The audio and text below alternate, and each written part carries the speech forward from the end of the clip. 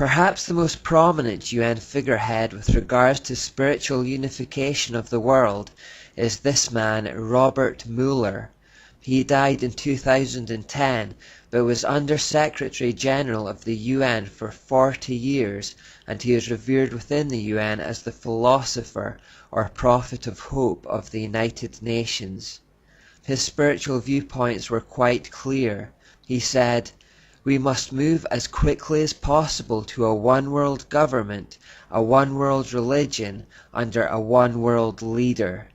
He believed that peace for this one-world order rested primarily on religion, saying, "Peace will be impossible without the taming of fundamentalism through a united religions that professes faithfulness only to the global spirituality and to the health of this planet."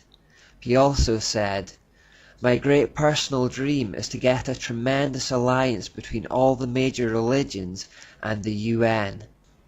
Because he held one of the top jobs in the UN for 40 years, he obviously had huge influence on the goals of the organization, but the problem goes much further than that, because as well as being the driving force behind the spirituality of the UN, he also created something called the World Core Curriculum, which, as the name suggests, is intended to be an education program or framework for the entire world. He is therefore also known throughout the world as the father of global education. Not only this, but he actually established specialist Robert Mueller schools, where his educational ideas could be taught in their purest form. There are over 30 in existence, and more are being established each year. The World Core Curriculum earned him the UNESCO Peace Education Prize in 1989.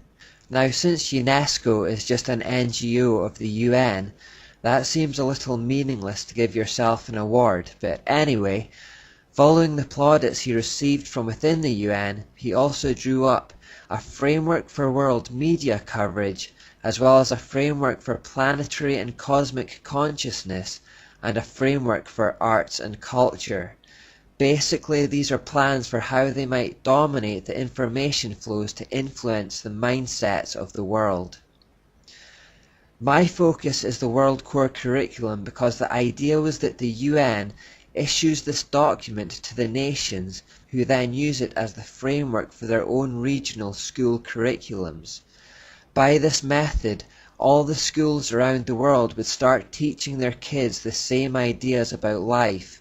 The coming generations would then have the same worldview and the same attitudes for the New World Order.